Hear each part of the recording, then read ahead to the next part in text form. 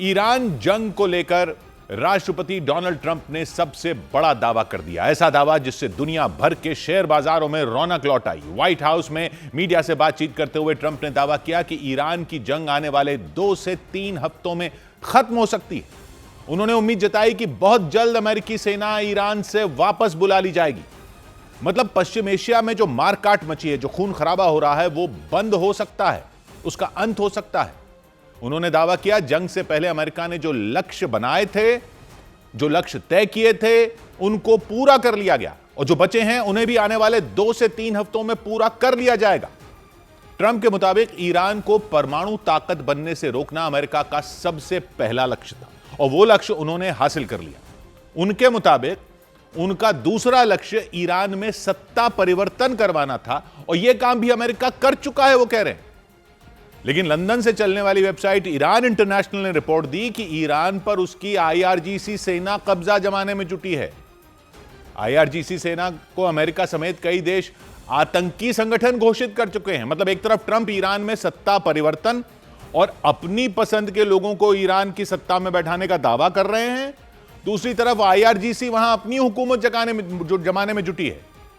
Media से बात करते हुए ट्रंप ने दावा किया कि जंग खत्म करने के लिए उन्हें किसी समझौते की जरूरत नहीं है। वो जब चाहे बिना किसी समझौते के जंग से बाहर निकल सकते हैं। लेकिन हॉर्मूज गलियारे के मुद्दे को लेकर ट्रंप यू टर्न मारते दिखे। वॉल स्ट्रीट जर्नल की रिपोर्ट के मुताबिक ट्रंप ने यह कह दिया कि हॉर्मूज गलियारा खुला रहे या बंद रहे, उससे उन्हें कोई फर्क नहीं पड़ता। तो खबर है कि कुछ घंटों के बाद डोनाल्ड ट्रंप ईरान जंग को लेकर अमेरिका के लोगों को संबोधित करेंगे। संबोधन में वो युद्ध खत्म करने का ऐलान कर सकते हैं, ये अटकलें लगाई जा रही हैं। दूसरी तरफ ईरान ने भी ट्रंप के बयान पर प्रतिक्रिया दी। पश्चिमी मीडिया के मुताबिक ईरान के राष्ट्रपति मसूद पेजेश्कियान ने संकेत दिए कि ईरान भी जंग खत्म करने के लिए तैयार है, लेकिन शर्त यह है कि उसे यह गारंटी दी जाए कि उस पर दोबारा हमला नहीं होगा।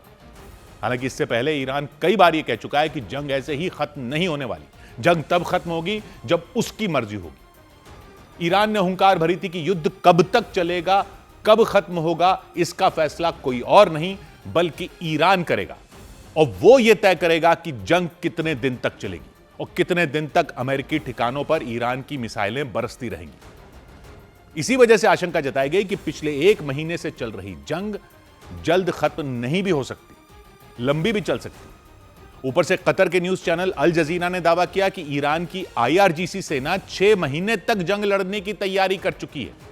कुछ रोज पहले भी ईरान ने अमेरिका को खुली धमकी दी थी कि अगर जमीन पर हमला हुआ, यानी उसके सैनिक जमीन पर उतरे, आमने सामने की जंग हुई, तो ईरान की धरती से अमेरिका का एक भी सैनिक जिंदा वापस नहीं जाएगा। अमेरिकी सैनिकों की ताबूत में वापसी होगी। चेतावनी दी थी ईरान ने कि उसकी जमीन पर अमेरिकी सैनिकों का इंतजार किया जा रहा है ताकि उन पर आग बरसाई जा सके। वहां के विदेश मंत्री अब्बास अराक्ची भी हुंकार भर चुके हैं कि ईरान जंग में हार नहीं मानने वाला, घुटने नहीं टेकने वाला। लेकिन दूसरी तरफ डोनाल्ड ट्रंप कुछ और ही कह रहे हैं। उनका मानना है ईरान की जंग आने वाले 2 से 3 हफ्तों के अंदर खत्म हो सकती है। I would say that within 2 weeks, maybe 3. We're hitting them very hard. Last night we knocked out tremendous amounts of missile-making facilities, as you probably read. Donald Trump ने व्हाइट हाउस में मीडिया से बातचीत की। उन्होंने कई बड़ी बातों का ऐलान किया। अमेरिका और इजराइल के हमलों से ईरान पूरी तरह से पस्त हो चुका है, वो कह रहे हैं। जल्द ही अमेरिका की सेना वहां अपना काम खत्म करके लौट आएगी। What is the plan to bring them back down? All I have to do is leave Iran, and we'll be doing that very soon, and they'll become tumbling down. तो ट्रंप के मुताबिक जंग से पहले अमेरिका ने Israel के साथ मिलकर कुछ लक्ष्य तय किए थे। अमेरिका और इजराइल ने जो लिस्ट बनाई थी लक्ष्यों की, उसमें पहले नंबर पर ईरान के परमाणु कार्यक्रम को पूरी तरह खत्म करना था, क्योंकि आशंका यह जताई गई थी कि ईरान के पास करीब 450 किलो यूरेनियम है जिससे वो परमाणु बम बना सकता है। पिछले साल जून महीने में भी अमेरिका और इजराइल ने ईरान के परमाणु ठिकानों पर हमला किया था और तब रिपोर्ट दी गई थी कि हमले की वजह से यूरेनियम मलबे में दब गया। लेकिन इस जंग में अमेरिका ने एक बार फिर ईरान के परमाणु ठिकानों पर नए सिरे से हमले किए ताकि ईरान के पास एटम बम बनाने की कोई गुंजाइश न बचे।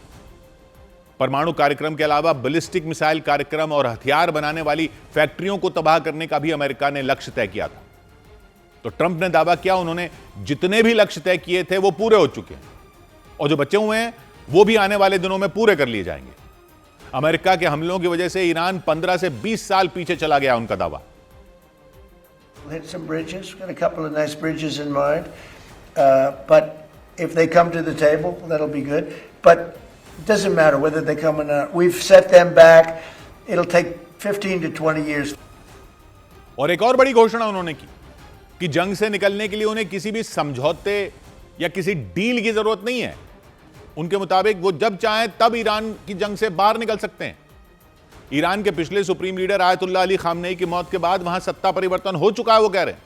अब वहां पहले से ज्यादा समझदार नेता बैठे हुए हैं उनके मुताबिक। We had a madman named Khomeini who sadly is no longer with us. And we had regime change already. We've knocked out one regime, then we knocked out the second regime. Now we have a group of people that are very different. They're much more reasonable. और Hormuz गलियारे की बात पर उन्होंने कहा कि Hormuz गलियारे को खुला रखना या उसे खुलवाने की जिम्मेदारी सिर्फ अमेरिका की थोड़ी है। एक रोज पहले भी ट्रंप ने सोशल मीडिया पर स्ट्रेट ऑफ हॉर्मुज को लेकर एक पोस्ट डाली थी और लिखा था कि जिस देश को भी खाड़ी देशों से तेल लेना है वो हॉर्मुज गलियारे को पार करके तेल ले ले, खुद ले ले, जाके ले लो। हॉर्मुज गलियारा जहां ईरान की IRGC सेना घात लगाकर बैठी है, जहाजों पर नजर गड़ाए बैठी है। कुछ देशों के जहाजों को छोड़कर ईरान वहां से किसी भी देश के जहाज को निकलने नहीं दे रहा। अगर किसी देश के जहाज ने जबरदस्ती उस समुद्री गलियारे को पार करने की कोशिश की तो ईरान की सेना उस पर हमला करने में भी पीछे नहीं रहती। कुछ जहाजों को निशाना बनाया भी जा चुका है। जंग 28 फरवरी को शुरू हुई। अमेरिका और इजराइल के हमले के कुछ रोज बाद ईरान ने हॉर्मुज गलियारे को बंद कर दिया था। फारस की खाड़ी और ओमान की खाड़ी के बीच हॉर्मुज गलियारा, स्ट्रेट ऑफ हॉर्मुज के ठीक उत्तर में ईरान है और दक्षिण में उसके दूसरी तरफ UAE और ओमान है। Iraq, Kuwait, Bahrain, Qatar, Saudi Arab ये फारस की खाड़ी के किनारे हैं। मतलब अगर किसी देश को खाड़ी देशों से तेल लेना है, इन देशों से तेल लेना है, तो उस देश के जहाज को हॉर्मुज गलियारे से ही गुजरना पड़ता है, जो आज की तारीख में किसी भी जहाज के लिए बड़ी चुनौती बन चुका है। जब ईरान ने समुद्री रास्ते को बंद किया था तब अमेरिका ने इसे खुलवाने का भरोसा दिया था, नेटो के सदस्य देशों से साथ आने की अपील की थी, उनसे जंगी जहाज भेजने की मांग की थी।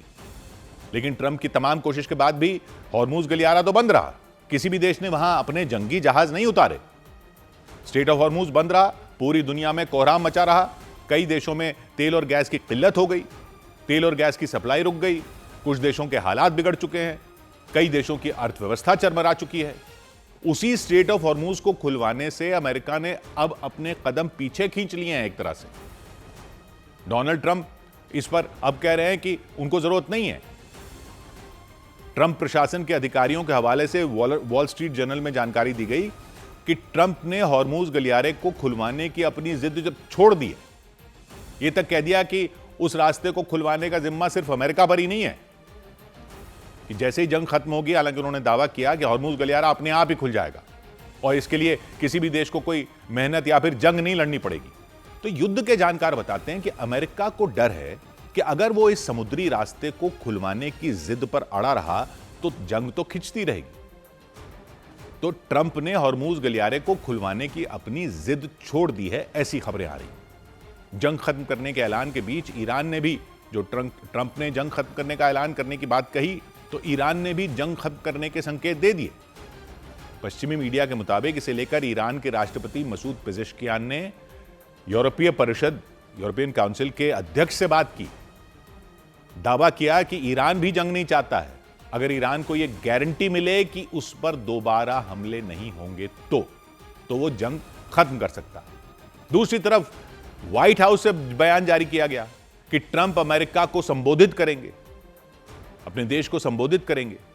भारतीय समय के मुताबिक सुबह 6:30 बजे यह होगा, मतलब कुछ घंटों के बाद। और अटकलें यह लगनी शुरू हो गई कि अपने संबोधन में ट्रंप जंग खत्म करने का ऐलान कर सकते हैं। इधर अमेरिका और ईरान के बीच जारी जंग के जल्द खत्म होने की उम्मीद से दुनिया भर के शेयर बाजारों में रौनक लौट आई। शेयर बाजारों के साथ साथ अंतर्राष्ट्रीय बाजार में कच्चे तेल की कीमतों में भी गिरावट देखी गई।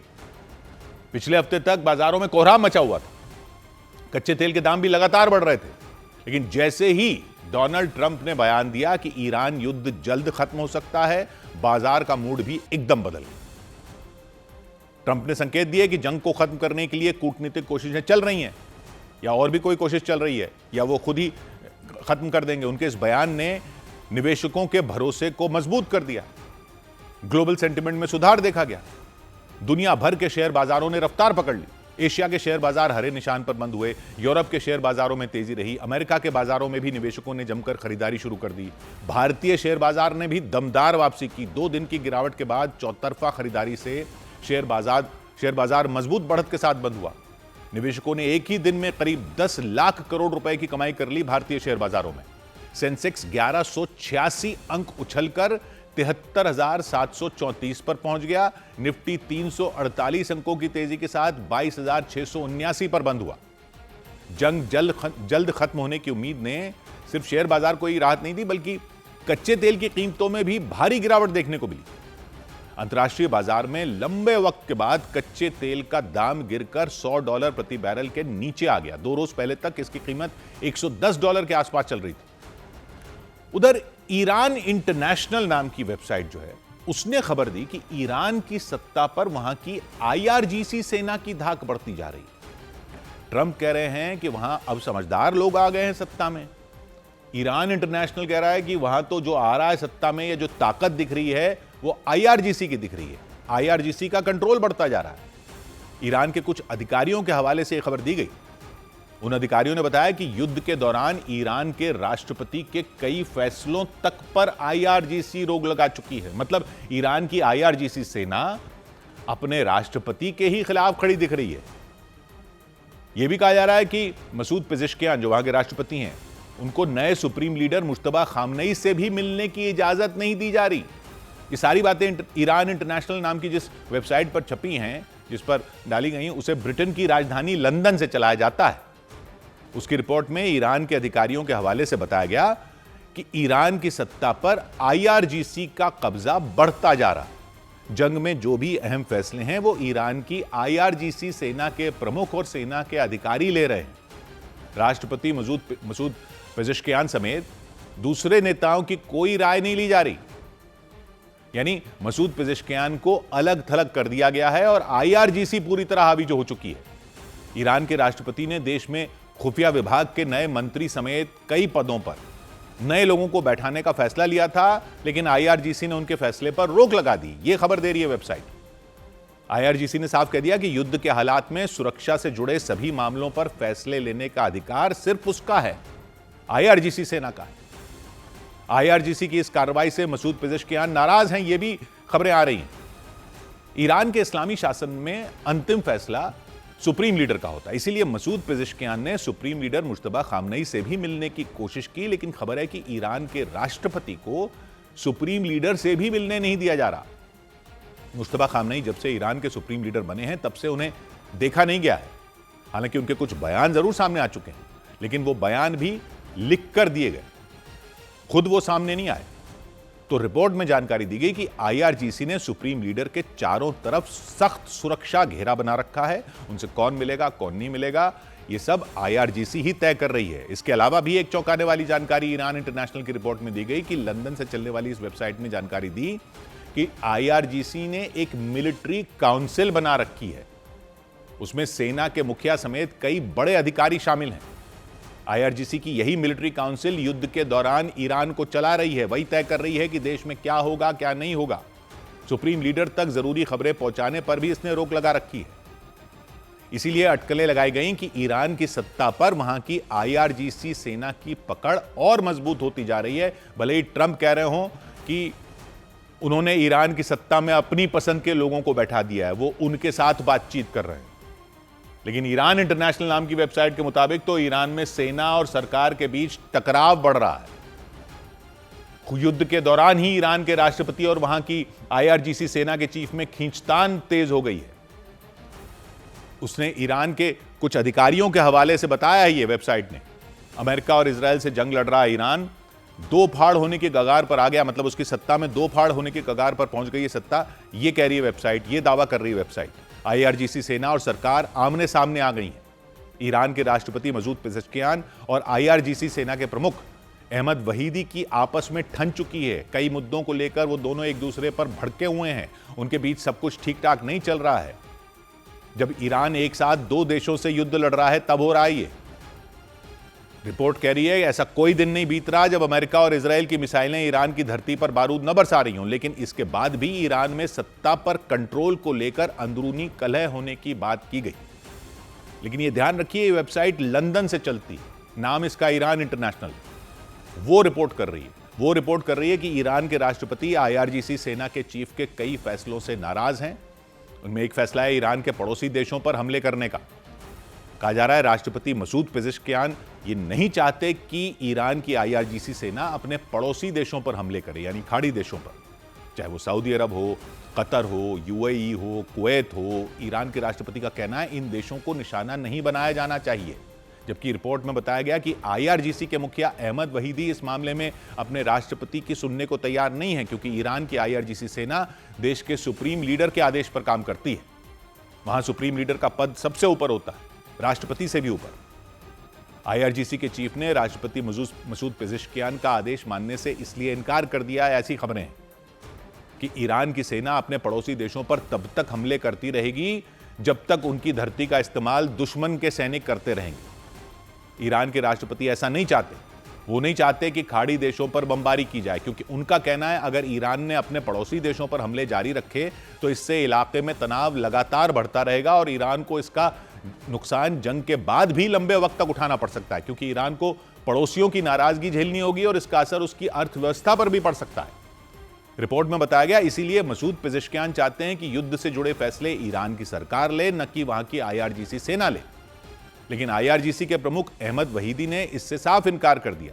उन्होंने ईरान की बिगड़ती अर्थव्यवस्था के लिए राष्ट्रपति को ही जिम्मेदार बता दिया, उन पर ही ठीकरा फोड़ दिया। इसीलिए ईरान में राष्ट्रपति और सेना प्रमुख के बीच तनातनी बढ़ गई है, यह कहा जा रहा है। इधर ईरान के सुप्रीम लीडर मुश्तबा खामनेई के देश छोड़ने की अटकलों के बीच उनके ईरान में ही होने की भी खबरें आई। ईरान के नए सुप्रीम लीडर मुश्तबा खामनेई के देश छोड़ने की अटकलों पर तेहरान में मौजूद रूस के राजदूत ने विराम लगा दिया। उन्होंने साफ किया कि मुश्तबा खामनेई ईरान में ही हैं, लेकिन वो लोगों के बीच आने से बच रहे हैं। इससे पहले अटकलें लगाई गई थीं कि हवाई हमलों में घायल होने के बाद मुश्तबा खामनेई इलाज के लिए रूस चले गए। ईरान के supreme leader Mushtaba Ali Khamenei ने हिजबुल्लाह को एक संदेश भेजा जिसमें उन्होंने अमेरिका और इजराइल के खिलाफ जारी लड़ाई में हमेशा साथ देने का भरोसा दिया। मुश्तबा अली खामनेई ने उम्मीद जताई कि भविष्य में भी हिजबुल्लाह इजराइल के मंसूबों को नाकाम करता रहेगा। दक्षिणी लेबनान में बढ़ते तनाव के बीच लेबनान की सेना ने इजराइल की सीमा के नजदीक अपनी तैनाती घटा दी।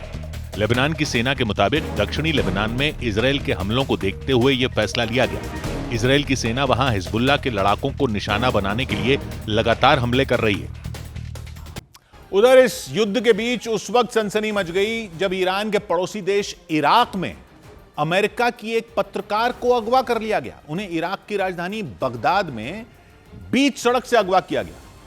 सरेआम उन्हें कार में लेकर आरोपी फरार हो गए। शेली किटलसन नाम की वो पत्रकार वहां युद्ध के हालात पर नजर रख रही थी, उससे जुड़ी खबरें दुनिया तक पहुंचा रही थी। अमेरिकी अधिकारियों ने भी पत्रकार को अगवा किए जाने की घटना की पुष्टि की। उन्हें शक है कि शेली का अपहरण ईरान के समर्थन वाले किसी चरमपंथी गुट ने किया। इसमें कताइब हिजबुल्लाह का नाम सामने आ रहा है। यह वो गुट है जिसको ईरान का करीबी माना जाता है। वो इराक में लड़ता है, ईरान का करीबी माना जाता है। यमन के हूथी लड़ाकों की तरह, लेबनान के हिजबुल्लाह की तरह ही यह गुट भी है जिसको ईरान समर्थन देता है अपने देश के बाहर। इन चरमपंथी गुटों को अलग अलग देशों में लंबे वक्त से ईरान ने खड़ा कर रखा है। उसकी एक कुद्स फोर्स है जो इस तरह के गुटों को समर्थन देती है ईरान से बाहर। आशंका जताई गई कि इराक में कताइब हिजबुल्लाह के लड़ाकों ने ही अमेरिकी पत्रकार शेली किटलसन को अगवा कर लिया। और एक वीडियो भी सामने आया इससे जुड़ा। वीडियो में दिखा कि अपहरण किए जाने से पहले शेली बगदाद में एक सड़क के किनारे खड़ी थी। सड़क पर लगातार गाड़ियां आ जा रही थी, रास्ते पर भीड़ भाड़ दिखी। इस बीच एक कार शेली किटलसन के नजदीक आकर खड़ी हो गई। दो लोग भी पैदल ही उस कार के पीछे पीछे वहां पहुंच गए। इससे पहले कि शेली कुछ समझ पाती, उन लोगों ने उन्हें जबरन कार में धकेल दिया। आसपास कुछ लोग चल रहे थे, उन्होंने भी इस घटना को देखा। लेकिन उनकी हिम्मत नहीं हुई कि वो हमलावरों को रोक सके, तो अमेरिकी पत्रकार को कार में ठूंसने के बाद ये आरोपी वहां से भाग निकले। और इस घटना से इराक ही नहीं, अमेरिका तक खलबली मच गई। इराक के गृह मंत्रालय ने बताया कि अपहरण की जानकारी मिलते ही बगदाद की पुलिस ने कार का पीछा किया। जिस कार में आरोपी शेली किटलसन को ले जा रहे थे, उसके पीछे पुलिस पड़ गई। तेजी से भागने की कोशिश में आरोपियों की कार इसमें पलट गई। तो इराक के गृह मंत्रालय ने जानकारी दी कि कार पलटने के बाद एक आरोपी को पकड़ लिया गया। उसके बाकी साथी जबकि शेली को दूसरी कार में लेकर फरार हो गए। बाद में उनकी तलाश तेज कर दी गई, लेकिन इराक में दिन दहाड़े अमेरिका की पत्रकार को अगवा किए जाने की घटना ने हर किसी को सन्न कर दिया। 49 साल की शेली किटलसन को अलग अलग युद्धों के दौरान की गई उनकी रिपोर्टिंग के लिए जाना जाता है। वो कई देशों में युद्ध के दौरान जा चुकी हैं। जानकारियों से पता चला कि वो पिछले कई साल से सीरिया में, इराक में, अफगानिस्तान में हुई लड़ाइयों को करीब से देख चुकी हैं।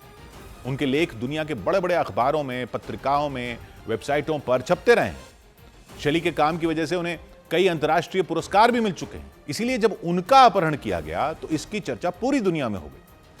अमेरिका के विदेश मंत्रालय ने बताया कि उसे भी इराक की तरफ से जानकारी दी गई कि शेली किटलसन को अगवा कर लिया गया है। अमेरिका को शक है कि यह काम कतायब हिजबुल्लाह के लड़ाकों ने किया। कतायब हिजबुल्लाह वो चरमपंथी गुट है, इराक में है। उसे ईरान का करीबी बताया जाता है, इसीलिए उस पर शक जा रहा है। गाजा में हमास है जैसे, लेबनान में हिजबुल्लाह की तरह, यमन में हूथी लड़ाके हैं। ईरान के समर्थन वाले कतायब हिजबुल्लाह को इराक में काफी ताकतवर माना जाता है। कहा जाता है ईरान लंबे वक्त से इस गुट को खाद पानी देता रहा है, आर्थिक मदद देता रहा है, लड़ने के लिए हथियार देता रहा है। सब कतायब हिजबुल्लाह को ईरान से मिलता है और माना जाता है इसीलिए इस गुट के लड़ाके ईरान के इशारे पर किसी भी हद तक जा सकते हैं, कुछ भी कर सकते हैं। वो पहले ही इराक में ईरान से लड़ रहे हैं, ईरान के लिए लड़ रहे हैं, माफ कीजिएगा, इराक में लड़ रहे हैं ईरान के लिए।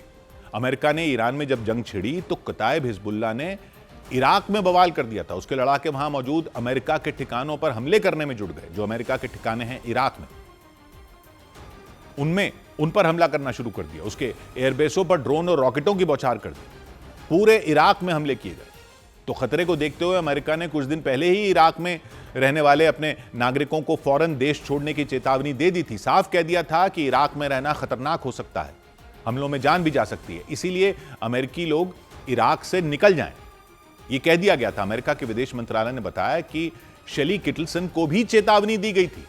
उन्हें भी बताया गया था कि इराक में उनकी जान को खतरा हो सकता है, लेकिन खतरे के बावजूद शेली ने इराक को नहीं छोड़ा। वो युद्ध के मामलों को लेकर लगातार रिपोर्टिंग करती रहीं और इसी दौरान बगदाद में सरेआम उन्हें अगवा कर लिया गया। घटना की जानकारी मिलते ही अमेरिका एक्शन में आ गया। वहां के विदेश मंत्रालय ने बताया कि पत्रकार शेली का पता लगाने के काम में FBI को लगा दिया गया है। खुफिया एजेंसी अमेरिका की FBI इराक के अधिकारियों के वो संपर्क में है, ऐसी जानकारी दी गई। इराक के गृह मंत्रालय ने भी भरोसा दिया कि अमेरिकी पत्रकार को जल्द ढूंढ लिया जाएगा, उनकी सुरक्षित वापसी करवाई जाएगी। और इस सब के बीच इराक की न्यूज एजेंसी शफाक न्यूज के मुताबिक इराक के इरबिल में ब्रिटेन की एक तेल कंपनी के गोदाम को निशाना बनाया गया। जिस ब्रिटिश तेल कंपनी के गोदाम पर हमला हुआ उसका नाम है कैस्ट्रॉल। कई देशों में कैस्ट्रॉल है, तो वहां पर भी एक गोदाम पर ड्रोन से हमला किया गया। ड्रोन अटैक से तेल के उस गोदाम में भीषण आग लगाई गई। तेज धमाके शुरू हो गए। पूरा आसमान धुएं से काला पड़ गया। जैसे जैसे समय बीता आग और भयानक होती चली गई, क्योंकि गोदाम में बड़ी मात्रा में तेल रखा हुआ था। उसकी वजह से आग भड़कती चली गई। तेल गोदाम से निकल रही लपटों को देखकर लोग सहम गए। यह नहीं पता चल सका कि हमला किसने किया, लेकिन इस मामले के पीछे ईरान की IRGC सेना को ही माना गया। इराक में मौजूद ईरान के समर्थन वाले जो चरमपंथी गुट हैं, उनका हाथ होने का भी शक जताया गया, लेकिन सिर्फ आशंका और शक ही जताया गया, क्योंकि ईरान की तरफ से भी इसे लेकर कोई जानकारी नहीं दी गई, न ही कोई दावा किया गया। ब्रिटेन ने भी इस पर कुछ नहीं कहा। हमले की वजह से कितना नुकसान हुआ इस पर भी कैस्ट्रॉल, ब्रिटिश तेल कंपनी जो है कैस्ट्रॉल, उसकी तरफ से कुछ नहीं कहा गया। लेकिन जिस तरह से तेल गोदाम को उड़ाया गया, उससे जंग के और भड़कने की आशंका जताई गई, क्योंकि इराक के इरबिल में जिस तेल गोदाम को तबाह किया गया वो ब्रिटेन की कंपनी का है, कैस्ट्रॉल का। तेल के उस गोदाम पर ड्रोन से हमला क्यों हुआ, वो भी रात में नहीं बल्कि दिन के उजाले में। ड्रोन से हुए हमले के बाद उसमें आग लग गई। धुआं उड़ गया, हवा को चीरते हुए वहां एक दूसरा ड्रोन भी पहुंच गया, वो सीधे तेल गोदाम में घुस गया, उससे टकरा गया। सब कुछ इतनी तेजी से हुआ कि लोगों को समझने तक का मौका नहीं मिला। तेल गोदाम से जैसे ही ड्रोन टकराया, वहां लगी आग और भयानक हो गई, धमाके होने शुरू हो गए।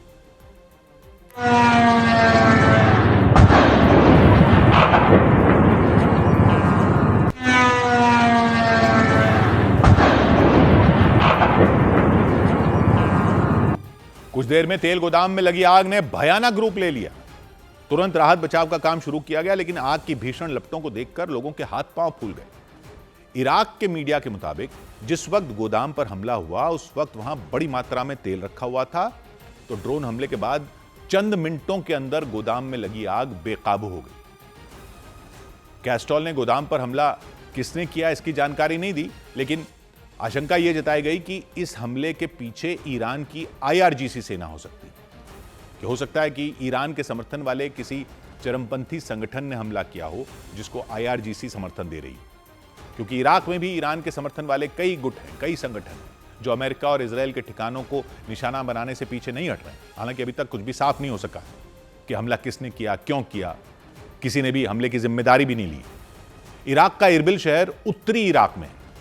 इराक की राजधानी बगदाद से 350 किलोमीटर दूर बगदाद के उत्तर में यह पड़ता है। 10 लाख से ज्यादा लोग यहां रहते हैं। दुनिया के सबसे पुराने शहरों में एक है।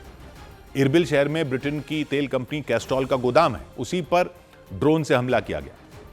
युद्ध के जानकारों ने दावा किया कि तेल के गोदाम पर आत्मघाती ड्रोन से यह हमला किया गया। वीडियो में भी वो ड्रोन गोदाम से टकराता नजर आया। और आत्मघाती ड्रोन बनाने में ईरान को महारत हासिल है। यूक्रेन जंग में रूस ने ईरान के ही आत्मघाती ड्रोन शाहिद 136 का इस्तेमाल किया था, जो आसमान से दुश्मन के ठिकानों पर बम और रॉकेट दागने के साथ खुद भी बम की तरह फट जाते हैं। तेल कंपनी के गोदाम पर भी इसी तरह हमला हुआ। तेजी से ड्रोन आया, सीधे गोदाम में घुस गया। लेकिन सबसे बड़ी बात यह रही कि इराक के इरबिल में कैस्ट्रोल की इस गोदाम को निशाना जो बनाया गया, उस पर ड्रोन से अटैक किया गया। इस जंग में ब्रिटेन शामिल नहीं हुआ है। ब्रिटेन इस जंग में शामिल नहीं हुआ है। वो अमेरिका की अगुवाई वाले सैन्य संगठन नेटो का सदस्य भी है, लेकिन वो जंग में शामिल नहीं हुआ है। उसके ब्रिटेन की तेल कंपनी कैस्ट्रोल, उस पर हमला किया गया। ब्रिटेन कई बार ये बात दोहरा चुका है कि ये उसकी जंग नहीं है, इसीलिए वो जंग से दूर रहेगा। मतलब जंग में अमेरिका और इजरायल का साथ नहीं देगा। लेकिन इराक के इरबिल में जिस तरह से ब्रिटेन की तेल कंपनी के गोदाम पर हमला हुआ, उससे तनाव और बढ़ गया। इराक ईरान की तरह ही खाड़ी देश है, ईरान का पड़ोसी है, फारस की खाड़ी के किनारे मौजूद है। दोनों के अलावा फारस की खाड़ी के किनारे कुवैत है, बहरीन है, कतर है, UAE है, सऊदी अरब है, ओमान है। इन सभी देशों में अमेरिका के सैन्य अड्डे हैं, इराक में भी हैं। ईरान इन सभी देशों में अमेरिका के सैन्य ठिकानों पर हमले करने में जुटा है। अमेरिका और इजरायल की कंपनियों को भी निशाना बना रहा है। लेकिन ब्रिटेन की किसी कंपनी पर यह पहला हमला दिख रहा है, वो भी इराक में। तो युद्ध के जानकारों का मानना है इससे लड़ाई खतरनाक हो सकती है, बढ़ सकती है। क्योंकि अगर ब्रिटेन भी जंग में कूद गया या ब्रिटेन को कूदना पड़ गया, तो फिर ईरान के लिए और बड़ी मुसीबत खड़ी हो सकती है। हालांकि तेल कंपनी के गोदाम पर हुए हमले के बाद ब्रिटेन की तरफ से कुछ भी नहीं कहा गया, न ही इसकी जानकारी दी गई कि ड्रोन अटैक से तेल कंपनी को कितना नुकसान हुआ। इधर हमले के खतरों के बीच अमेरिका ने वॉशिंगटन की एयर स्पेस में एंटी ड्रोन लेजर सिस्टम लगाने की तैयारी शुरू कर दी। अमेरिका के रक्षा मंत्रालय पेंटागन ने वॉशिंगटन की एयर स्पेस में एंटी ड्रोन लेजर सिस्टम लगाने की तैयारी शुरू कर दी, ताकि संदिग्ध ड्रोन को हवा में ही मार गिराया जा सके। कुछ रोज पहले अमेरिकी रक्षा मंत्री और विदेश मंत्री के आवास के पास कुछ संदिग्ध ड्रोन देखे गए थे। अमेरिका के डिपार्टमेंट ऑफ वॉर ने विमान बनाने वाली कंपनी बोइंग और लॉकहीड मार्टिन के साथ एक समझौता किया। इसके तहत तय किया गया कि पेट्रियट PAC-3 मिसाइल के सीकर का उत्पादन 3 गुना बढ़ा दिया जाएगा। सीकर किसी मिसाइल की आंख की तरह काम करता है। ये मिसाइल में लगा एक बहुत ताकतवर रडार होता है। दुनिया भर के देशों की ऊर्जा संस्था IEA ने आगाह किया कि ईरान जंग की वजह से अप्रैल महीना मार्च से भी ज्यादा खराब हो सकता है। आशंका जताई गई कि युद्ध जल्द खत्म नहीं हुआ तो इस महीने तेल और LNG की सप्लाई पर ठप होने का खतरा मंडरा सकता है। उधर ईरान ने इजरायल के तेल अवीव में एक के बाद एक मिसाइल हमले कर दिए। कई इमारतें, कई मकान, कई गाड़ियों को नुकसान पहुंचा। ईरान ने तेल अवीव में 11 अलग अलग जगहों पर मिसाइलें दागी, ऐसा दावा किया गया। और वहां रहने वाले लोग खौफ से भर गए। तेल अवीव के एक इलाके में एक रिहायशी इमारत को निशाना बनाया गया। हमले के बाद इमारत की सूरत बदल गई, इमारत को भारी नुकसान हुआ। आसपास कुछ गाड़ियां भी खड़ी थी, सभी गाड़ियां उस इमारत के मलबे के नीचे दब गईं। शीशे चकनाचूर हो गए। वहां सड़कों पर सिर्फ मलबा और गाड़ियों के टूटे शीशे ही पड़े दिखाई दिए। इमारत में रहने वाले लोग बुरी तरह डर गए। उन्हें अपनी आंखों पर यकीन ही नहीं हुआ, क्योंकि इस हमले से पहले वहां सब कुछ सामान्य था। लोग आराम से अपने घरों में बैठे हुए थे। अचानक वहां सायरन बजने शुरू हो गए। लोग अपने मकान छोड़कर बंकरों में छिपने लग गए, जैसा हर बार हो रहा है वहां पर। हमला होने के बाद जब वो लोग बंकरों से बाहर निकले तो उन्होंने देखा कि उनके मकान तबाह हो चुके थे, गाड़ियां कबाड़ बन गई थी। वो इलाके का हाल देखकर ही घबरा गए, इधर से उधर भागते नजर आए। तेल अवीव के कई दूसरे इलाकों में भी ईरान के हमलों से हाहाकार मच गया। वहां के एक इलाके में ईरान की तरफ से 2 बार हमले किए गए, एक के बाद एक 2 मिसाइलें दागी गई। पहली बार जब हमला हुआ, उस इलाके में रहने वाले सभी लोग बंकरों में जाकर छिप गए। बाद में वो लोग बंकरों से बाहर निकले ही थे कि दोबारा सायरन बजने शुरू हो गए। दूसरे हमले का अलर्ट जारी कर दिया।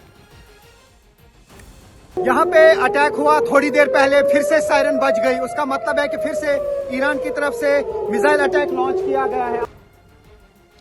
इसके कुछ सेकंड बाद ही सड़क पर मिसाइल का एक टुकड़ा आकर गिर गया। इसकी वजह से वहां बहुत बड़ा गड्ढा हो गया। जानकारी के मुताबिक जिस जगह पर हमला हुआ वहां से कुछ ही दूरी पर अमेरिकी दूतावास की एक ब्रांच है। तो दावा किया गया कि ईरान ने उसी ब्रांच को निशाना बनाने की कोशिश की थी।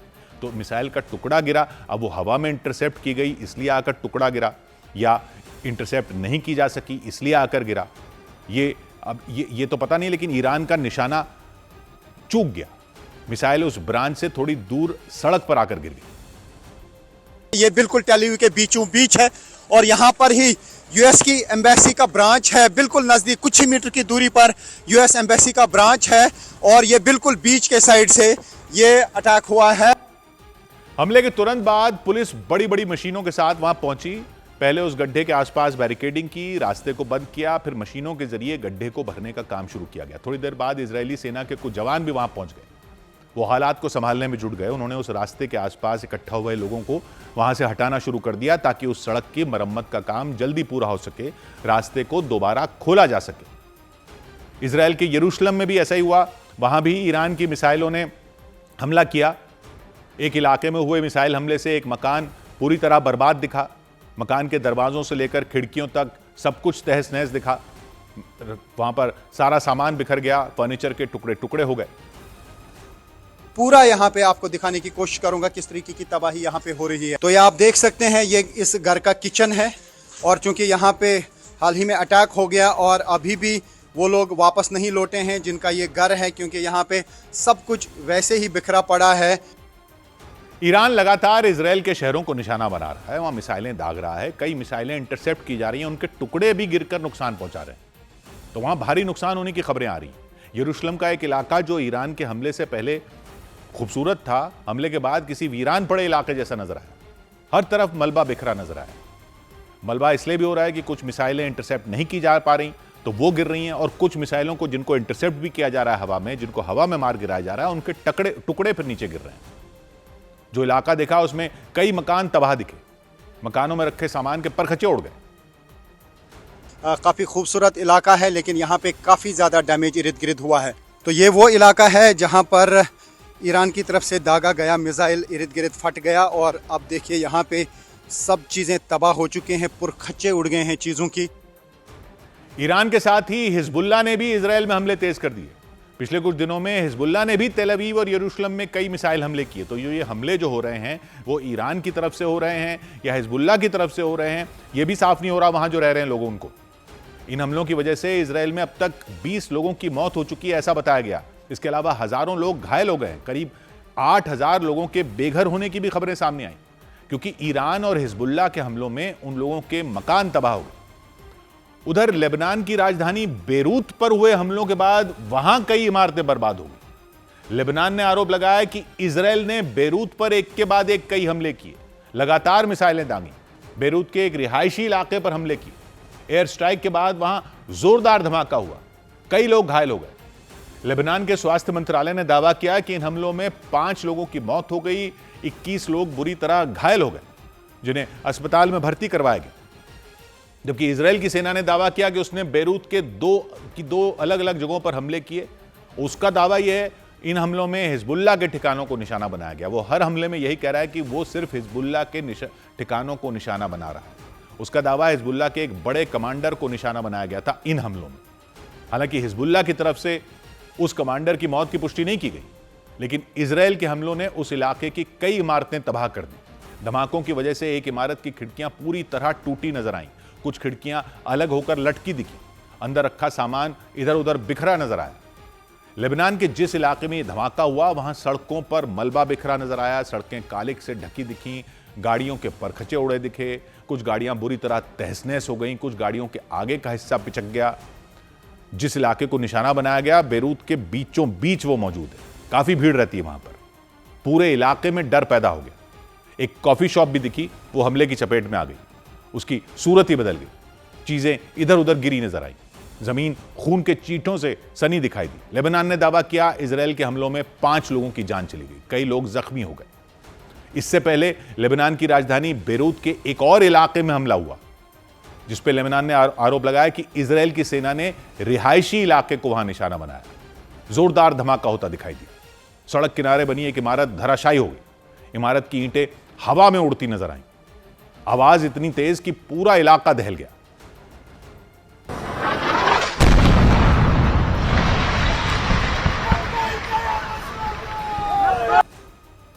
कुछ ही सेकंड में इमारत के चारों तरफ धूल ही धूल भर गई, दूसरी इमारतें भी धूल की चादर में लिपट गईं। सड़क पर खड़े लोग रुककर उस मंजर को देखने लग गए।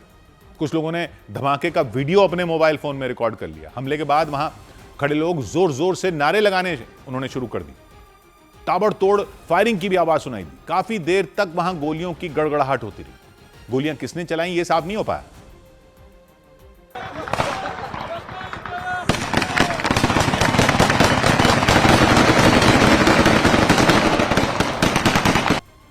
लेबनान ने दावा किया इजराइल के हमलों की वजह से अब तक 1200 से ज्यादा लोगों की वहां जान जा चुकी है। कई लाख लोग बेघर हो चुके हैं, घर छोड़कर सुरक्षित जगहों पर जाने को मजबूर हो चुके हैं। इधर कतर के रक्षा मंत्रालय ने ईरान पर क्रूज मिसाइल से हमला करने का आरोप लगाया। कतर के रक्षा मंत्रालय ने आरोप लगाया कि ईरान ने अपनी क्रूज मिसाइलों से उस पर हमला करने की कोशिश की। उसने 3 मिसाइलें दागी, जिनमें 2 को इंटरसेप्ट कर लिया गया, लेकिन तीसरी मिसाइल एक तेल टैंकर पर गिर गई। हालांकि इस हमले में कोई नुकसान नहीं हुआ। ईरान के समर्थन वाले यमन के हूथी लड़ाकों ने लगातार तीसरे दिन इजराइल पर हमला बोला। हूथी लड़ाकों के प्रवक्ता ने बताया कि इजराइल के दक्षिणी हिस्से पर बैलिस्टिक मिसाइलें दागी गईं, लेकिन इस हमले से इजराइल को कितना नुकसान पहुंचा इसकी जानकारी नहीं दी गई। उधर तुर्की के मीडिया ने बताया कि पोलैंड ने ईरान युद्ध से दूरी बनाते हुए अमेरिका को पेट्रियट एयर डिफेंस सिस्टम देने से इनकार कर दिया। पोलैंड ने हवाला दिया कि उसको रूस से खतरा है, अमेरिका को अपना एयर डिफेंस सिस्टम देने से मना कर दिया। एक रोज पहले तुर्की के मीडिया ने यह जानकारी दी थी कि अमेरिकी फौज के अधिकारियों ने पोलैंड से पेट्रियट एयर डिफेंस सिस्टम देने के लिए बातचीत की थी। अमेरिका की तरफ से पोलैंड को कोई लिखित मांग नहीं भेजी गई थी। रक्षा मंत्री पोलैंड के जो हैं उन्होंने अमेरिका को पेट्रियट एयर डिफेंस सिस्टम देने से मना कर दिया। ये खबरें आ रही हैं। उन्होंने कह दिया पेट्रियट सिस्टम पोलैंड की सुरक्षा के लिए जरूरी है। उन्होंने अमेरिका से ही लिया था वो ये सिस्टम, लेकिन उनको ये रूस से बचाव के लिए चाहिए। रूस और यूक्रेन के बीच छिड़ी जंग का हवाला देते हुए उन्होंने पोलैंड पर रूस के हमले का खतरा बताया। 4 साल पहले पोलैंड को पेट्रियट सिस्टम अमेरिका नहीं दिया था, एक सैन्य समझौता हुआ था उसमें दिया था। पोलैंड ने इसके लिए करोड़ों की कीमत चुकाई थी। पोलैंड ने रूस की मिसाइलों से निपटने के लिए, उसके ड्रोन को हवा में राख करने के लिए और रूस के लड़ाकू विमानों को मार गिराने के लिए पेट्रियट एयर डिफेंस सिस्टम को अपनी सीमा में तैनात किया था। लेकिन तुर्की के मीडिया के मुताबिक ईरान जंग के दौरान अमेरिका को इस ताकतवर एयर डिफेंस सिस्टम की जरूरत महसूस हुई तो उसने पोलैंड की तरफ देखा, एयर डिफेंस सिस्टम के लिए बातचीत की, लेकिन बात नहीं बन पाई। पोलैंड नहीं माना, इनकार कर दिया। अब ये खबरें, अमेरिका की इस मांग को लेकर खबरें पोलैंड के मीडिया में भी सामने आई। उन्होंने भी बताया कि पोलैंड ने अपनी सुरक्षा को प्राथमिकता देते हुए अमेरिका की मांग ठुकरा दी और इटली, स्पेन और नेटो के कुछ दूसरे बड़े देशों की तरह पोलैंड ने भी ईरान जंग से खुद को अलग कर लिया। इटली ने एक रोज पहले अमेरिका को एक लड़ाकू विमान को सिसिली में मौजूद अपने एक एयरबेस पर उतरने से मना कर दिया था। इटली के मीडिया के मुताबिक अमेरिका का वो विमान ईरान पर एक ऑपरेशन के लिए जा रहा था। इटली ने मना कर दिया। इटली ने जंग के शुरुआती दिनों से ही बातचीत और कूटनीति के जरिए शांति बनाए रखने की अपील की हुई है। यानी 24 घंटे के अंदर ही नेटो के 2 देशों ने ईरान जंग में अमेरिका की मदद करने से इनकार कर दिया। उधर द टेलीग्राफ अखबार, ब्रिटेन का अखबार टेलीग्राफ, उसको इंटरव्यू दिया डोनाल्ड ट्रंप ने और एक बार फिर नेटो को कागजी शेर बता दिया। ये सब जो नेटो के देश अमेरिका का साथ नहीं दे रहे हैं, तो ईरान जंग में नेटो की तरफ से मदद नहीं मिलने से ट्रंप भड़के हुए दिखे। उन्होंने कह दिया वो नेटो से निकलने पर गंभीरता से विचार कर रहे हैं कि अमेरिका ही नेटो से निकल जाए।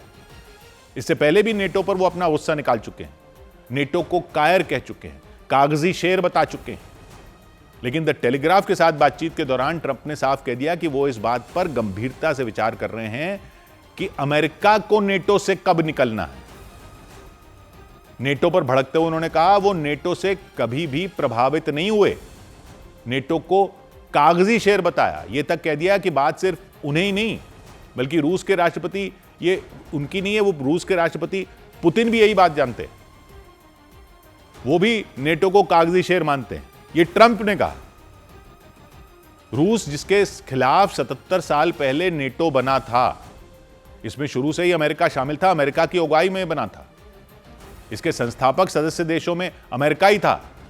इतने साल तक अमेरिका ही इसकी अगुवाई करता रहा। 77 साल बाद सब कुछ बदलता दिख रहा। ईरान जंग के दौरान ट्रंप ने बार बार नेटो के सदस्य देशों से मदद की गुहार लगाई। कभी सैन्य अड्डे मांगे, कभी नौसेना के जहाज मांगे, कभी किसी और तरह के से साथ आने की अपील की, लेकिन नेटो देश इस जंग में उतरने से बचते रहे। किसी न किसी तरह से उन्होंने खुद को जंग से अलग रखा, क्योंकि नेटो में जो नियम बताया जाता है वो ये कि अगर एक देश पर हमला होगा तो सब पर हमला माना जाएगा। उनका कहना है कि ये अमेरिका पर हमला थोड़ी हुआ है, अमेरिका ने हमला किया है, तो ये नेटो की जंग नहीं है। कई देशों ने इसे केवल अमेरिका की ही जंग बताया। इसी बात से ट्रंप का पारा चढ़ गया, वो भड़क गए, नाराज हो गए। जंग के दौरान ही नेटो पर फट पड़े कई बार। 25 years ago, I mean, I was somebody that wasn't a politician, but I was always involved in politics and I understood politics. I said 25 years ago that NATO's a paper tiger, but more importantly that we'll come to their rescue, but they will never come to ours. Trump ने दावा किया वो NATO का रवैया पहले से जानते थे, उनको पहले से अंदाजा था। 25 साल पहले ही उन्होंने इसे समझ लिया था कि नेटो की ताकत सिर्फ दिखावे की। ट्रंप लगातार बीते कुछ दिनों से नेटो से अलग होने की तरफ इशारा करते रहे। कभी सोशल मीडिया पर पोस्ट डाली, कभी पत्रकारों से बातचीत की। ईरान जंग से पहले भी ग्रीनलैंड के मुद्दे पर उन्होंने नेटो से नाराजगी जाहिर की थी। और असल में नेटो और अमेरिका के बीच जो दरार पड़ी वो ग्रीनलैंड के मुद्दे पर पड़ी थी। तब से वो दरार बढ़ती जा रही। इस बार नेटो पर उनका गुस्सा ज्यादा भड़का हुआ दिखाई दिया। लगातार उन्होंने नेटो की एकजुटता पर सवाल उठाए। ग्रीनलैंड के मुद्दे को लेकर नेटो और अमेरिका के रिश्तों में जो दरार पड़ी थी, ईरान जंग के दौरान और ज्यादा गहरी और बड़ी होती दिखी। उधर the wall street journal, America के अखबार द वॉल स्ट्रीट जर्नल ने जानकारी दी कि स्ट्रेट ऑफ हॉर्मुज को खोलने के लिए यूएई सीधे तौर पर ईरान के खिलाफ जंग में उतर सकता है। यूएई ईरान के खिलाफ सैन्य कार्रवाई कर सकता है। यूएई की तरफ से यह संकेत मिले कि उसकी सेना फारस की खाड़ी में अमेरिका और इजराइल की फौज के साथ मिलकर मिलिट्री ऑपरेशन में शामिल हो सकती है। अगर ऐसा हुआ तो यूएई पहला खाड़ी देश होगा जो सीधे तौर पर ईरान के खिलाफ जंग में शामिल होगा, क्योंकि ईरान ने हमले तो खाड़ी में मौजूद कई देशों पर किए। यह कहते हुए किए कि वो अमेरिकी ठिकानों पर हमले कर रहा है, जो उन देशों में है, जो अमेरिकी कंपनियां हैं उन देशों पे, उन पर हमले कर रहा है। फिर कई देशों की तेल सप्लाई को उसने ठप कर दिया, कुछ देशों के ऊर्जा ठिकानों को तबाह किया। उसके बाद अब खबर है यूएई ईरान के खिलाफ सीधे जंग का बिगुल फूंक सकता है। अमेरिकी अखबार ने बताया ये कि केवल सीधी जंग ही नहीं, यूएई ने ईरान को घेरने के लिए संयुक्त राष्ट्र में भी कोशिशें शुरू कर दी हैं। यूएई ने संयुक्त राष्ट्र सुरक्षा परिषद में, सिक्योरिटी काउंसिल में प्रस्ताव दिया। हॉर्मुज गलियारे को जबरन खोलने के लिए सभी तरीकों का इस्तेमाल करने की अनुमति मांगी गई। सभी तरीके यानी चाहे जंग ही क्यों ना करनी पड़े। हॉर्मुज सिक्योरिटी फोर्स नाम से एक अलग सेना बनाने का प्रस्ताव रखा यूएई ने। यूएई के मुताबिक यह फोर्स हॉर्मुज गलियारे में जहाजों की सुरक्षा करेगी। अमेरिका के साथ यूरोप के देशों से इसमें शामिल होने की यूएई ने अपील की। एशिया के देशों से भी समुद्री रास्ते को सुरक्षित बनाने के लिए इसमें साथ आने की अपील की। सिक्योरिटी फोर्स बनाने की बात कर रहा है यूएई। तो अमेरिकी अखबार ने बताया कि यूएई का मानना है कि अगर सुरक्षा परिषद से प्रस्ताव को मंजूरी मिल गई तो इससे बहुत कुछ बदल जाएगा। जंग में सीधे सीधे उतरने से झिझक रहे एशिया और यूरोप के देश हॉर्मूज गलियारे को खुलवाने में मदद करने के लिए आगे आ सकते हैं। स्ट्रेट ऑफ हॉर्मूज के बंद होने से यूएई को भी रोजाना भारी नुकसान उठाना पड़ रहा है। सभी खाड़ी देशों को नुकसान उठाना पड़ रहा है। पूरी दुनिया में होने वाली यूएई की कच्चे तेल की सप्लाई भी लगभग ठप हो गई है। कच्चे तेल की सप्लाई करके ही यूएई काफी कमाई करता है और उसके अलावा कच्चे तेल के अलावा यूएई का बड़ा कारोबार बाकी सब सामान का भी है। वो एक ट्रेडिंग नेशन है, व्यापार वाला नेशन है। तो उसकी अर्थव्यवस्था व्यापार से चलती है और व्यापार होता है सारा स्ट्रेट ऑफ हॉर्मूज से। इसीलिए उसकी अर्थव्यवस्था की लाइफलाइन वो माना जाता है। लेकिन फुजैरा को छोड़कर उसके सभी बंदरगाह लगभग ठप पड़े हैं, क्योंकि फुजैरा को छोड़कर यूएई के बाकी सारे बंदरगाह फारस की खाड़ी में मौजूद हैं, उस तरफ जहां से स्ट्रेट ऑफ हॉर्मूज को पार करना पड़ता है। फुजैरा यूएई के पूर्वी छोर पर है, ओमान की खाड़ी में, यानी स्ट्रेट ऑफ हॉर्मूज को पार करने के बाद है। लेकिन ओमान की खाड़ी पार करने के बाद यूएई के दुबई और अबू धाबी जैसे बंदरगाह हैं, वहां तक जहाजों को पहुंचने के लिए हॉर्मूज गलियारे को पार करना पड़ता है। हॉर्मूज गलियारे पर ईरान ने पहरा लगा रखा है, हमले कर रहा है, मिसाइलें मार रहा है, दुश्मन के जहाजों पर बारूद बरसा रहा है। इस वजह से यूएई के बड़े बंदरगाहों पर जहाजों का आना जाना लगभग पूरी तरह ठप है। बस फुजैरा ही वो जगह है, फुजैरा ही वो बंदरगाह है जहां से यूएई समंदर के रास्ते दूसरे देशों तक अपना तेल भेज सकता है या वहां से दूसरे चीजों का व्यापार कर सकता है। लेकिन ईरान ने फुजैरा पोर्ट को भी कई बार निशाना बनाया, वहां भी हमले किए। इसकी वजह से यूएई को भारी नुकसान पहुंचा। तो यूएई ने ईरान पर आरोप लगाया कि उसने हॉर्मूज गलियारे को कब्जे में लेकर पूरी दुनिया की अर्थव्यवस्था को बंधक बनाने की कोशिश की। तो इस रिपोर्ट में बताया गया कि संयुक्त राष्ट्र में प्रस्ताव पास नहीं होने पर भी, प्रस्ताव तो दिया है लेकिन अगर वो प्रस्ताव पास नहीं हुआ तब भी यूएई ने जंग में ईरान के खिलाफ अमेरिका की मदद करने का ऐलान किया। जंग के दौरान ईरान ने खाड़ी देशों में अमेरिका और इजरायल का साथ देने वाले करीब सभी देशों पर भयानक हमले किए, लेकिन सबसे ज्यादा नुकसान की खबरें यूएई से सामने आई। इससे पहले भी यूएई ने ईरान को चेतावनी दी थी कि उसके सब्र की सीमा पार हो चुकी है। हॉर्मूज गलियारे के लिए जंग में यूएई के सीधे कूदने की खबरों से फारस की खाड़ी में युद्ध के और भयंकर होने की आशंका बढ़ सकती है। जंग शुरू होने के बाद ईरान कई बार खाड़ी देशों को सख्त चेतावनी दे चुका है कि अगर कोई भी देश इस जंग में उतरा तो अंजाम बहुत बुरा होगा। हॉर्मूज गलियारे को लेकर भी उसने धमकी दी। उसने साफ कह दिया था कि समुद्री रास्ता खुलवाने की कोशिश में भी अगर किसी खाड़ी देश ने उसके दुश्मनों की मदद की तो वो उस देश में तबाही मचा देगा। जंग की शुरुआत में यूएई ने बातचीत की बात की थी, बातचीत के जरिए मसला हल करवाने की कोशिश भी की थी। ईरान के सुरक्षा अधिकारियों ने जंग के शुरुआती दिनों में यूएई के अबू धाबी शहर का दौरा भी किया था। लेकिन खबरें हैं कि जंग के 1 महीना बीतने के बाद यूएई ने अपना इरादा बदल दिया। उसने टेबल पर बैठकर बातचीत की बजाय अब जंग के मैदान में ईरान से दो हाथ करने का फैसला कर लिया। और पश्चिम एशिया में चल रहे इस युद्ध के बीच यूएई ने ईरान के नागरिकों की अपने देश में एंट्री पर रोक लगा दी। यूएई की 3 प्रमुख एयरलाइन ने अपनी अपनी वेबसाइट पर ईरान के नागरिकों के यूएई आने पर प्रतिबंध लगाने की घोषणा कर दी। एयरलाइन की तरफ से घोषणा की गई। यूएई की एयरलाइन एमिरेट्स ने अपनी वेबसाइट पर ऐलान किया। पश्चिम एशिया की सबसे बड़ी एयरलाइन है वो। एतिहाद एयरवेज ने भी अपनी वेबसाइट पर यह जानकारी डाल दी। फ्लाई दुबई ने भी घोषणा कर दी कि यूएई में ईरान के नागरिकों पर पाबंदी लगा दी गई।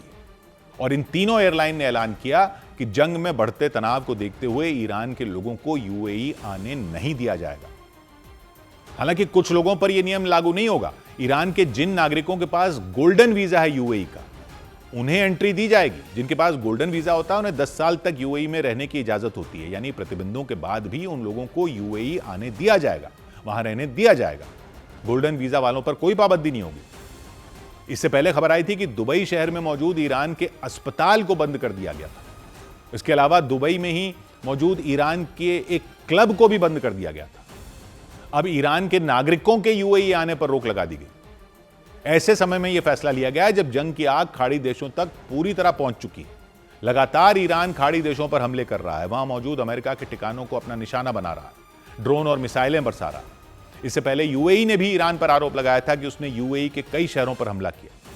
हालांकि यूएई ने दावा किया था कि उसके एयर डिफेंस सिस्टम ने ईरान की कई मिसाइलों को मार गिराया।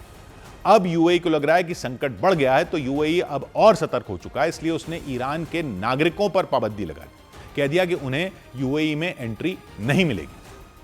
इधर इजरायल ने दक्षिणी लेबनान में ईरान की कुद्स फोर्स के एक अफसर को मार गिराने का दावा किया। इजरायली सेना ने दक्षिणी लेबनान में हमले के दौरान ईरान की कुद्स फोर्स के एक अधिकारी को ढेर करने का दावा किया। ईरान की कुद्स फोर्स वहां की आईआरजीसी सेना का हिस्सा है जो दूसरे देशों में ऑपरेशन चलाती है। इजरायल का दावा है कि कुद्स फोर्स के जिस अधिकारी को मारा गया वो हिजबुल्लाह की मदद कर रहा था। पश्चिम एशिया में छिड़ी जंग के दौरान पैदा हुए ऊर्जा संकट का असर दक्षिण अफ्रीका में भी दिखाई दिया। वहां के जोहानिसबर्ग में पेट्रोल पंपों पर लंबी कतारें दिखी। फ्यूल की कमी की वजह से कई पंपों पर सप्लाई कम कर दी गई। यहां तक कि गाड़ियों के लिए पेट्रोल का एक कोटा तय कर दिया गया। ऑस्ट्रेलिया के प्रधानमंत्री ने ईरान जंग की वजह से हुए नुकसान के बारे में बताया और उनके मुताबिक ऑस्ट्रेलिया इस जंग में सीधे शामिल नहीं हुआ, लेकिन इसकी कीमत उसे चुकानी पड़ी। ऑस्ट्रेलिया के पीएम ने बताया कि जंग की वजह से ऑस्ट्रेलिया में महंगाई बढ़ गई और ईंधन की बढ़ी कीमतों का असर हर नागरिक पर पड़ा। अमेरिका की एक न्यूज एजेंसी ने दावा किया कि अमेरिका और इजरायल के हमलों की वजह से ईरान में अब तक 3,519 लोगों की मौत हो चुकी है। इनमें 1,598 नागरिक और 1,212 सैन्य कर्मी शामिल बताए गए। मारे गए लोगों में 244 बच्चे भी थे, जबकि 709 लोगों की पहचान नहीं हो पाई। ईरान से जारी युद्ध के बीच अमेरिका ने अपना तीसरा एयरक्राफ्ट कैरियर भी वहां भेज दिया। पश्चिम Asia USS George HW Bush aircraft carrier America की वर्जीनिया से रवाना हो गया। वो उस मोर्चे पर पहुंच जाएगा जहां इन दिनों भयंकर जंग चल रही है। पहले से ही उस इलाके में अपने 2 बड़े एयरक्राफ्ट कैरियर अमेरिका ने तैनात कर रखे हैं। यूएसएस एब्राहम लिंकन पहले ही अरब सागर में पहुंच चुका था। उसके बाद उसने यूएसएस जेरल्ड फोर्ड को भी जंग के मैदान में भेज दिया। अब तीसरे एयरक्राफ्ट कैरियर को भी भेज दिया। अमेरिका की ताकत ताकि और बढ़ जाए वहां पर। लेकिन खबर आई कि यूएसएस जेरल्ड फोर्ड के एक हिस्से में आग लग गई थी। उसके बाद ही अमेरिका ने तीसरा एयरक्राफ्ट कैरियर भेजने का फैसला लिया। अमेरिकी मीडिया ने कहा कि जो जेरल्ड फोर्ड में आग लगी थी उसके बाद तीसरा भेजा। तो अनुमान लगाया गया कि जंग का मोर्चा कमजोर ना पड़ जाए, इसलिए अमेरिका ने यह कदम उठाया। और साथ ही उसने ये दिखाने की भी कोशिश की कि खाड़ी देशों में मौजूद उसके जो सहयोगी देश हैं उनकी सुरक्षा के लिए वो कोई कसर नहीं छोड़ रहा। अमेरिका का यूएसएस जेरल्ड फोर्ड अचानक ऑपरेशन से ही बाहर हो गया। उसकी जगह लेने के लिए ही उसने अपना तीसरा एयरक्राफ्ट कैरियर पश्चिम एशिया में भेजा। यूएसएस जेरल्ड फोर्ड के एक हिस्से में आग लग गई थी, उसे मरम्मत की जरूरत थी, उसे वापस भेजने का फैसला लिया गया। लेकिन जंग के मोर्चे को खाली भी नहीं छोड़ा जा सकता था, इसलिए अमेरिका ने तुरंत यूएसएस जॉर्ज एचडब्ल्यू बुश को रवाना कर दिया। अमेरिकी मीडिया ने बताया कि यह एयरक्राफ्ट कैरियर अमेरिका के वर्जीनिया से निकलकर अफ्रीका के दक्षिणी सिरे का चक्कर लगाकर हिंद महासागर के रास्ते अरब सागर में पहुंचेगा। वहां तक जाने का एक दूसरा रास्ता भी है जो शॉर्टकट है। अटलांटिक महासागर से भूमध्य सागर और फिर सुएज नहर से होते हुए लाल सागर से भी जा सकते हैं। अदन की खाड़ी को पार कर सीधा अरब सागर में पहुंचा जा सकता है, लेकिन अमेरिका लंबी दूरी वाले रास्ते से, लंबे रास्ते से ही अपने एयरक्राफ्ट कैरियर को लेकर जाएगा, ये खबरें आ रही हैं।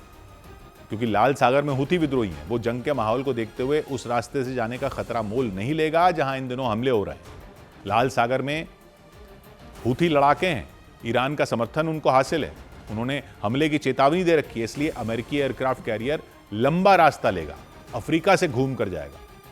कुछ रोज पहले यूएसएस ट्रिपोली युद्धपोत को भी इसी रास्ते से अरब सागर में पहुंचाया गया था, ताकि उस इलाके में अमेरिका की मौजूदगी कमजोर न पड़े।